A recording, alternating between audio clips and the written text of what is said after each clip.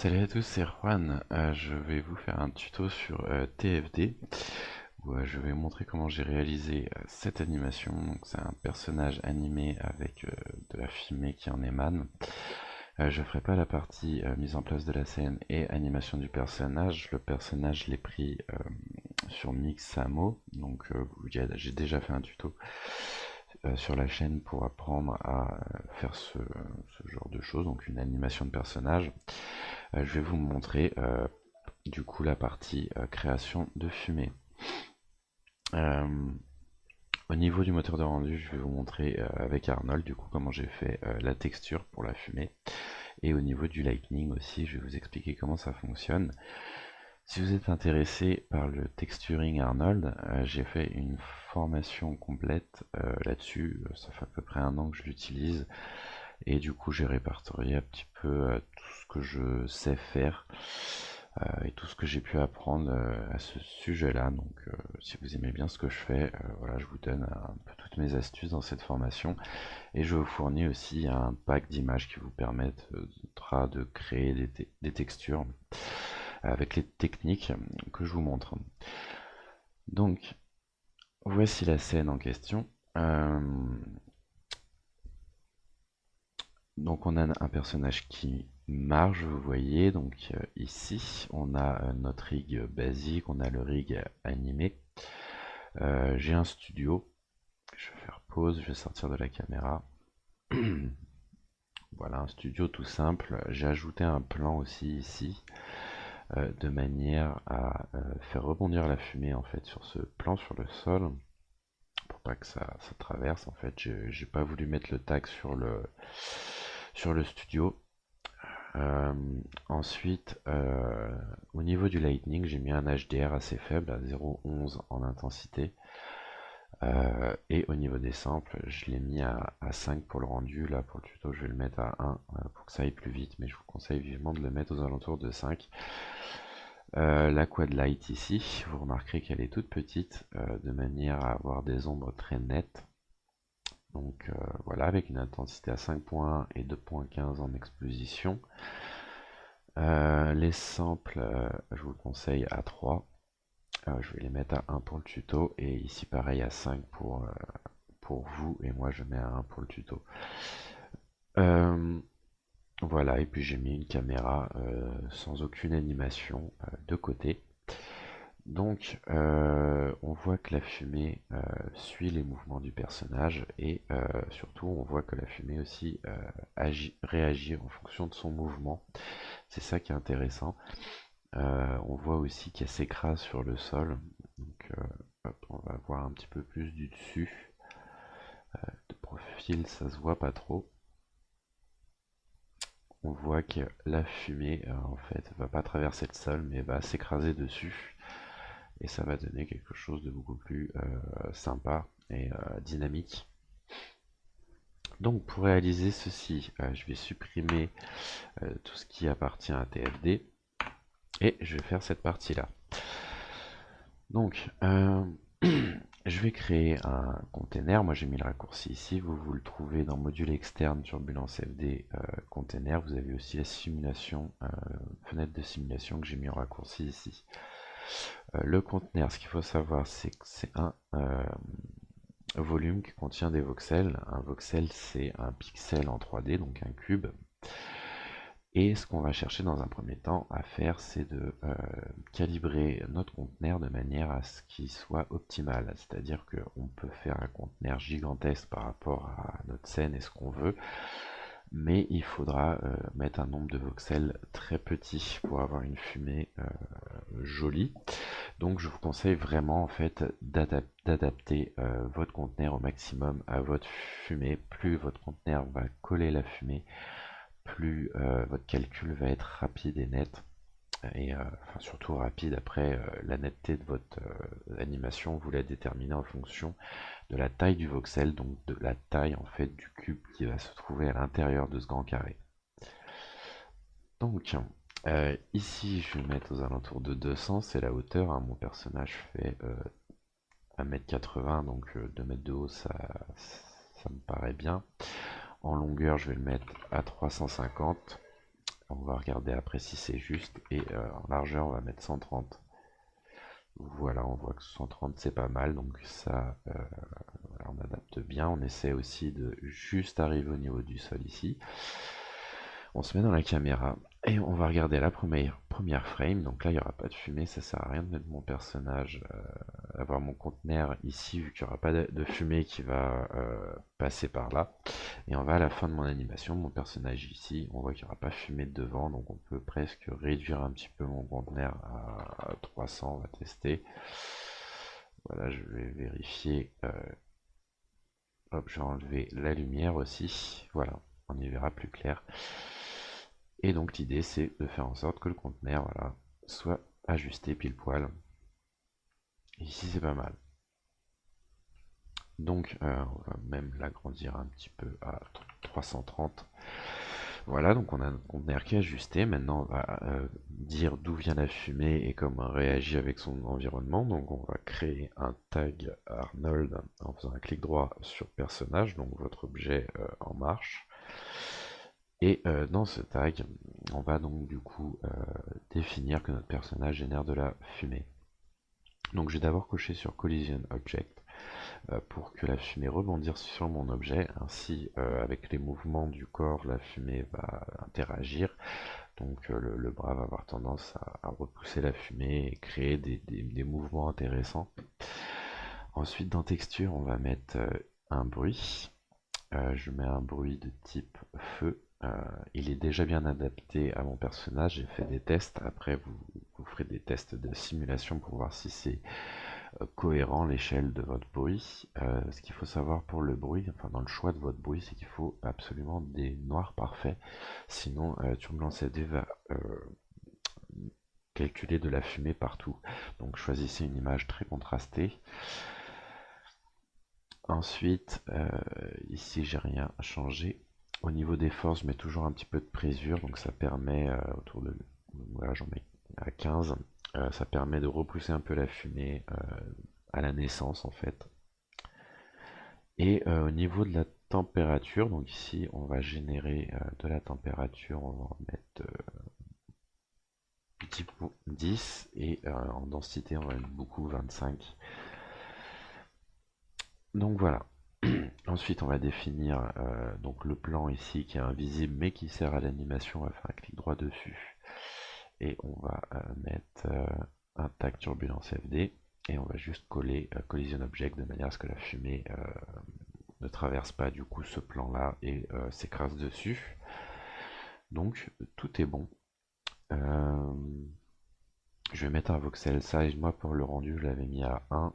Je vais mettre aux alentours de 6 pour le tuto, vu que je filme en même temps, je vais pas pouvoir ajuster pile poil mes paramètres.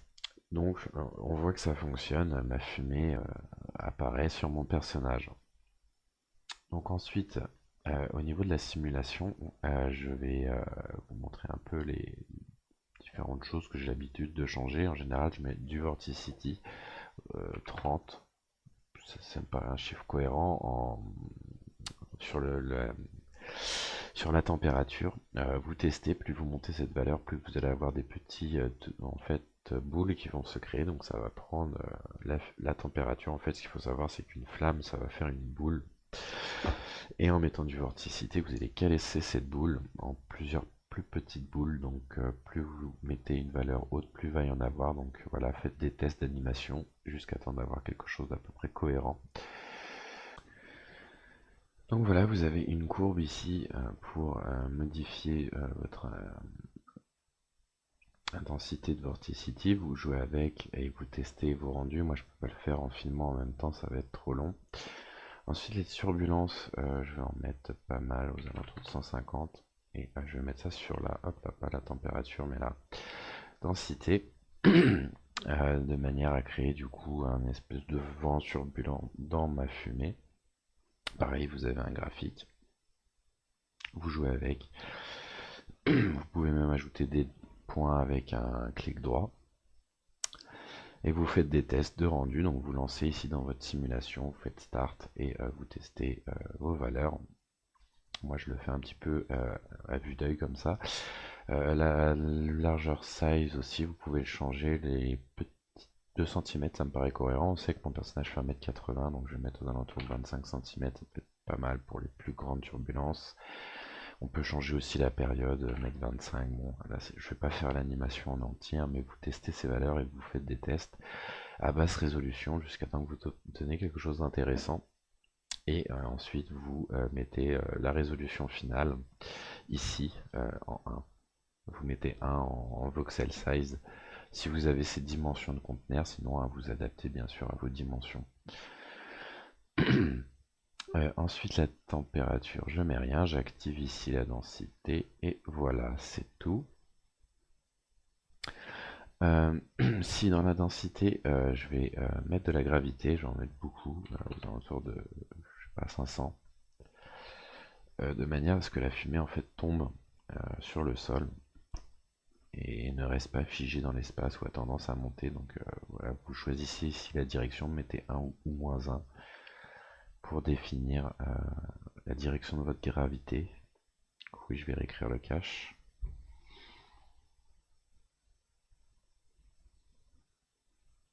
Et donc voilà, ma fumée va avoir tendance à tomber, donc elle tombe beaucoup, beaucoup trop.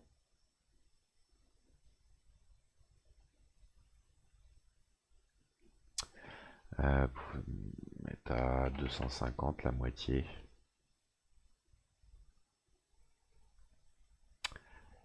Et du coup,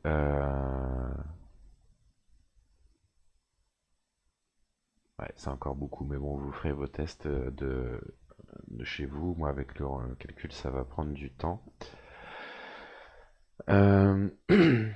Ensuite, on va passer au système Arnold. Donc pour que Arnold puisse calculer la fumée de turbulence FD, il vous suffit de faire un clic droit sur le conteneur et d'ajouter un tag Arnold Parameter. Ça va automatiquement comprendre que c'est un volume. Et ça va vous calculer prendre en compte votre fumée. Donc ce qui va être bien, c'est que maintenant, lorsqu'on va pouvoir voir ce qu'on fait dans l'IPR au niveau du rendering, ici, pour vraiment le texture, là on voit qu'on a quelque chose d'absolument ignoble. Donc ce qu'on va faire, c'est qu'on va régler tout ça. Au niveau du smoke shader, on va mettre la densité. Au niveau du fire shader, on a bien la température. Donc la densité, d'abord, on va ici, on peut modifier ce graphique. En général, je mets quelque chose d'assez fort,